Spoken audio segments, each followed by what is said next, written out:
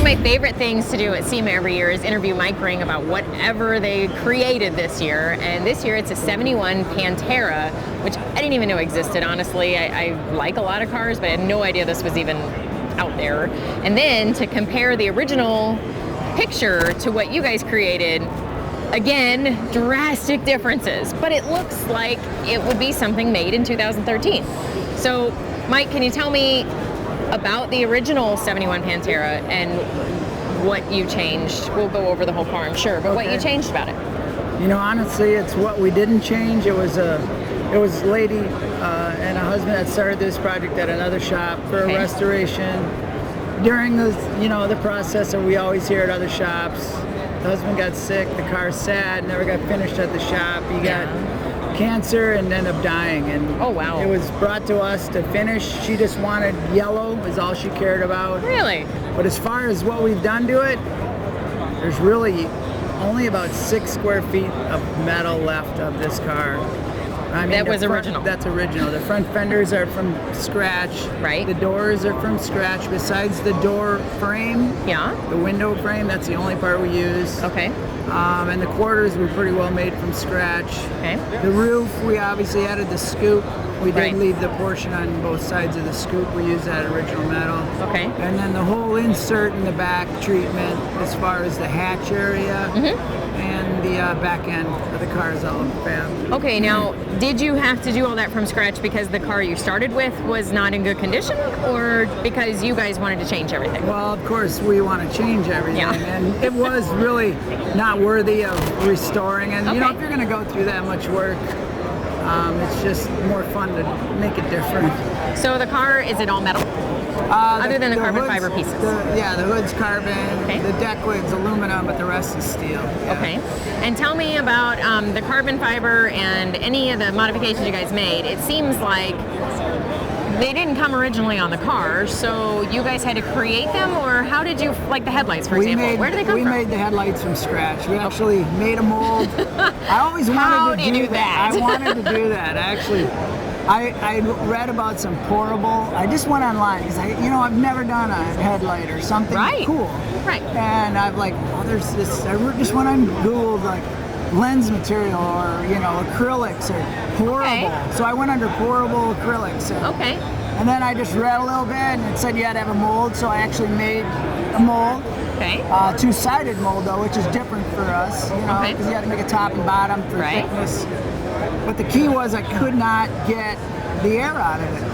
And it didn't say that I had to put this liquid in vacuum chamber, which I don't have. But even when I did, I took it to somebody that had it. The pot life's 6 minutes. I could not. You really got to know what you're doing then. Well, it couldn't pull the air out of it. So I kept getting air bubbles in it. Well, then through Troy at the back glass on that Buick.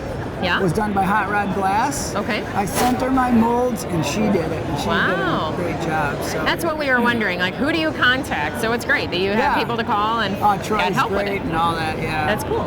Now tell me about the carbon fiber pieces. You guys made those? We made the actual part just like we always do, and then Gemini, a company near us, will take the mold off my plug and make the part for us. And the car itself has I'm going to say mid-engine, is that correct? Yeah, they originally had a mid-engine Cleveland Ford in it. Right.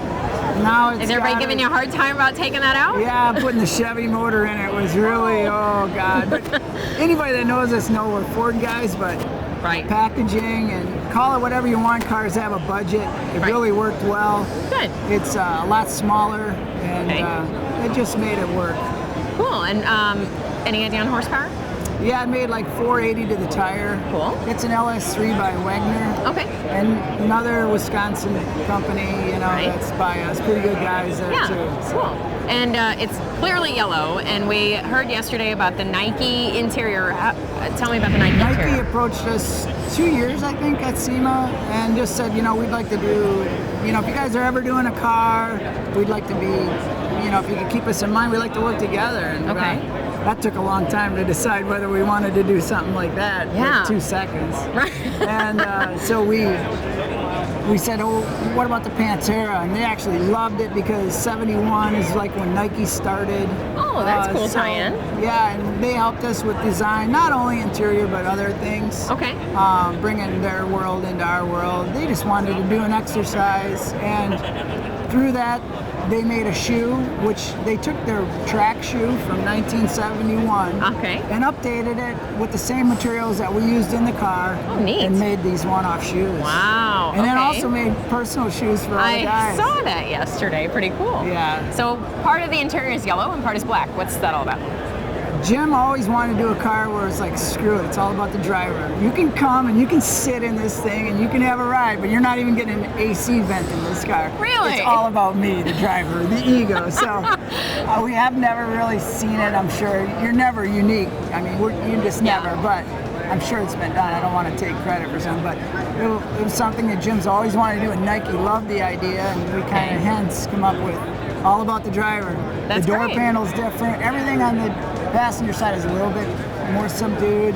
Oh, okay. No frills, Yeah. but driver, it's all about them. So tell me, I know it's yellow, but tell me about the products used on the outside to paint the yellow. Well, if anybody knows this, it's definitely Glazer at 99 water. Okay. The yellow is nothing, I'm going to make up a name here, but no, we don't have, it's a Glazer and Diamond. If anybody's familiar with that, they have a color max system, which basically is paint chips that are actually sprayed. That's what makes their product really well, is that it's not ink, it's true spray outs, which I can't even imagine what the cost of that would be. Right. Through that, we took chips. Okay. Wanted some with a little metallic, you don't really notice it here, but it's got just some pearl in it. Yeah. Just to make it pop, we figured we weren't really big on the yellow, honest. Jim tried all he could do, but that was the husband's wish. So that's gonna stick. That's gonna stick. Right.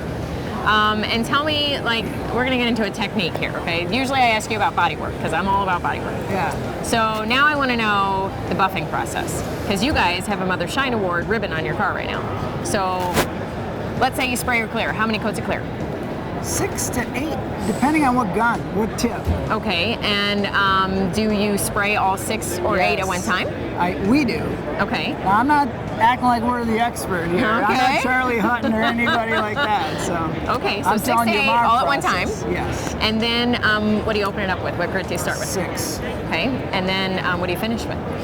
I actually use it. The only time this car or any of our cars that I do the body work on, see any type of machine or a sander is with the Trizac 3000 and 5000. Okay, so you go up to the 5000. I do it because it's just made the buffing that much easier. You don't need to. You probably don't need to go past 2, but it does make it easier. Yeah. Tell me about the hardware. I know you guys make a lot of that yourselves. Yeah. On this one, really, the fasteners, ARP came through and just gave us a boatload, and God, it's pretty hard to beat their stuff. Yes. Especially for suspension and hardened and really important bolts. Yeah. We do have some of our cosmetic bolts on it, but mostly it's all ARP fasteners. Did you make hood hinges to work with this thing? Oh no, this is actually, that's another thing we used was a stock hinge. We made a prop rod for it. We put the fuel cell up front, and obviously the radiator and this crazy fan thing, because they had an overheating problem in these cars originally. So is there anything you recommend to anybody who loves Panteras? What do you tell them about fixing it or changing it or modifying it? I think the love is not going to be really big for the Ringbrothers cutting up a Pantera, because I don't know that there was not many of them. So I know it's not going to probably make a lot of people happy, but hopefully there's enough that appreciate what we've done too. You're never going to make everybody happy with what you do, but I don't know, for us it's always the exercise. To me it's fun to look at, maybe it's a modern supercar look Pantera, Well, we appreciate it. We think it's awesome. So I appreciate your time. Yeah. And great job on another cool build. Thank you. Thank you.